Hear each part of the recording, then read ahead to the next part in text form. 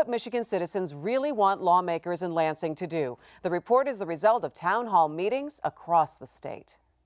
The Center for Michigan, a nonprofit, nonpartisan think tank, spent the last 7 months traveling the state, asking people what issues they wanted addressed in Lansing.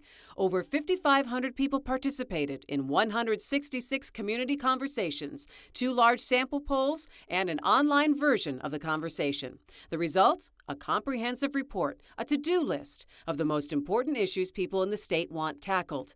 The conversation started with an overview, 3 questions to gauge the feeling or mood of the people in the state. When asked, how do you feel about Michigan now? 60% say good or great. The report found people believe the state is moving in the right direction. About half of those participating in conversations and 40% polled say, compared to 4 years ago, Michigan is slightly or much better. The center found 4 main points: roads, K-12 education, making college affordable, and ending poverty as the biggest concerns for people across the state. Fixing Michigan's roads is at the top of the list. This report found investing in roads, bridges, and the state's infrastructure is important. And perhaps more surprising, those who participated in the conversations and polls said they would be willing to pay more to do it. Another issue important to people statewide: education. The report found voters want to see more job training, improvements in K-12 student performance, as well as an increase in high school graduation rates. Another piece of the education puzzle: making college more affordable. The final major takeaway from this report reflects a real quality of life issue: poverty. And the report found this is a concern shared by those living in poverty and those who don't. And the center's report will go to everyone who holds office now and all of the candidates running for state office as well. This is where we start tonight. Nolan Finley from the Detroit News is here, along with Stephen Henderson of the Detroit Free Press. And also joining us to talk about the report tonight is John Bebo. He is the president and CEO of the Center for Michigan. Gentlemen, John, it's good to have you back here on MiWeek. Oh, I'm thrilled to be here. Thank you. This has been a long project for you this year. So why don't you go ahead, before we even start talking about more in-depth the results of what this study found, talk to us about why the center feels it's so important to even do something like this each year. In this age, you got to have ways to make citizenship convenient, and that's what we're trying to do: is connect everyday people who talk about lots of policy issues around their kitchen tables and with their friends. Connect them to the leaders in Lansing, and that's what we've been trying to do for almost 8 years. And increasingly we're able to reach leaders. They're very interested in the results of these campaigns. We've met with a lot of the legislative leadership this week, both campaigns for governor, and we can tell people that these voices do matter. You're going to be heard by the people in power. Can you give people an idea of how maybe these reports or some of these results, what people have wanted to see, have influenced policy in the past? Well, I think influence is the right word. I mean, we can't take credit for any policy improvement, but there have been a number of things over the years that have come out through these Citizens' Voices reports that have come into fruition.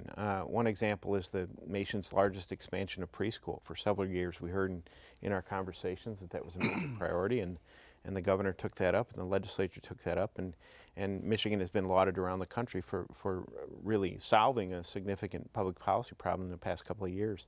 Lengthening the school year. We heard people say a few years ago, you know, we're not sure the kids are going to school as much as they used to. And the center looked into that. We did a deep data dive, and sure enough, districts were lopping off weeks from the school calendar. Over the course of a 12-year student career, they were losing up to a year of time, of instructional time. We showed that to the legislature, and the legislature changed that law and steadily moved the calendar back. There are a number of other examples like that, and that's what we try to impress upon citizens who come in. This is not idle chatter. We're not just here to use you and abuse you and get your quotes and head out the door. We're really committed as a nonprofit organization to citizen voices are pretty holy for us, and we want to take them to the halls of power and make them matter. Hey, John, this year roads rose fairly high on your list of concerns. Do you feel that the just absolute dismal condition of the roads has finally jarred people into the reality that they might have to pay more to fix these highways? Yeah, we pulled a quote out in the report, one of the best quotes of the whole campaign. Somebody said, you know, I'd much rather pay the government a little bit more money to fix my roads than pay the mechanic to fix my alignment every once in a while. So yeah, I think it is top of mind because it's something we're all facing every day driving down the road. And I think that surprised us because the general tenor on tax issues is a real standoff among the public. A third would like to see taxes raised, a third would like to see taxes cut, and everybody else says let's keep them about where they're at. So on this particular issue of roads, people said, yeah, we're willing to pony up a little bit more to get a real fix here. That really stood out to us, and I think it speaks to the urgency. You know, one of the things that strikes me out of the report is the disconnect between what people are saying and what we're seeing their elected representatives do or talk about. You know, how do you bridge that gap? Well, I think roads is an example where maybe there won't be a disconnect. We'll have to see here in the next few weeks. But in other ways, yeah. The issues of education, the one that really stood out as extremely urgent across lots of demographic groups was student performance. As our Bridge magazine has been reporting, we're lagging further behind. We're not getting better, and yet there has been all kinds of activity in Lansing in the past several years, mainly about the adult issues in education. And what the public is saying is, let's get to the kid issues in education here, and let's keep working to improve student performance. Well, on education, what struck me is that there seems to be a recognition of Michigan citizens that there's a disconnect between both K-12 education and college, a disconnect to the practical economy, that we aren't preparing children, students, for the jobs that exist. We're not preparing them to work and have a successful life. Yeah, Nolan, we talked about this a little bit earlier. A few years ago, you and others were involved in an effort to raise awareness about college.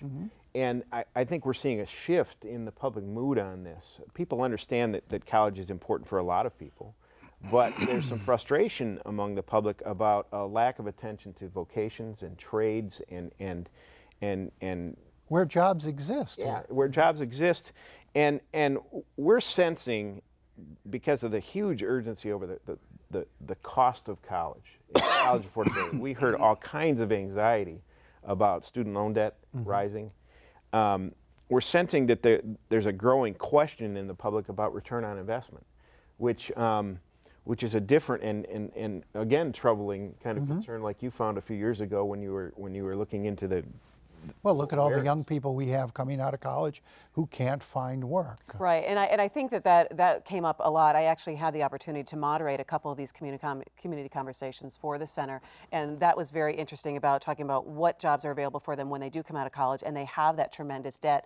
But also I wanted to chime in on the point that people are looking for more vocational programs or programs to bridge from high school, or even those opportunities, those last 2 years that you're in high school, of what is possible after just having a high school diploma. Where can they go from there?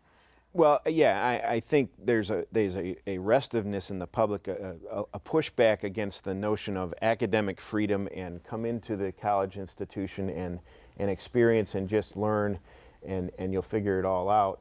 I think the public is demanding a better sense of customer service and consumer, I don't want to say protection, but consumer awareness on the part of our higher ed institutions, that the responsibility doesn't stop with simply expanding the mind.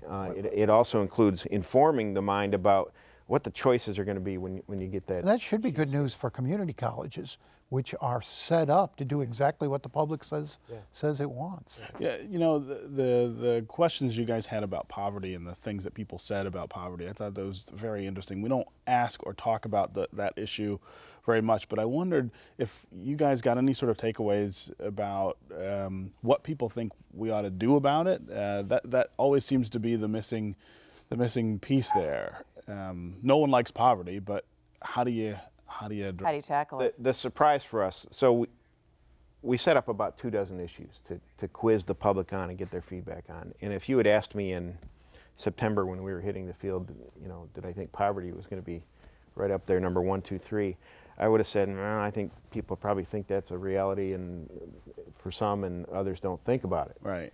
Well, so I was pretty shocked by the results that came out. The level of urgent concern about it across the board, whether you're white, black, rich, poor, is pretty consistent. People see it as, yeah, this is a big deal. Yeah. What to do about it, I think flummoxes the public. Anecdotally, you hear a lot of the familiar sound bites, hand up, not a hand out. Some people talking about return to the earned income tax credit. But I think I really think we're at the dawn of a much bigger policy discussion about how to attack this in new ways. But they didn't necessarily embrace some of the sort of standard fixes. Yeah, that's right. And I think you're teeing up the minimum wage question. Yeah, you might think that if there's this urgent sense of poverty, that would lead naturally into wide support for increasing the minimum wage. We did not find that. We found support for that to be rather nuanced and fairly split. Overall, there wasn't consistent majority support for it. People in our conversations were somewhat more supportive of it than in our statewide polls. But I think there might possibly be a confusion or a recognition on the part of the public that there might be some trade-offs when you deal with minimum wage issues. Well, this is a great report, and it's going to be a very interesting tool for lawmakers going forward and to take a look at what people are really thinking. We're going to have a link to it on our website at MiWeek.org if you want to check it out. John Bebo from the Center for Michigan, thanks so much for joining us.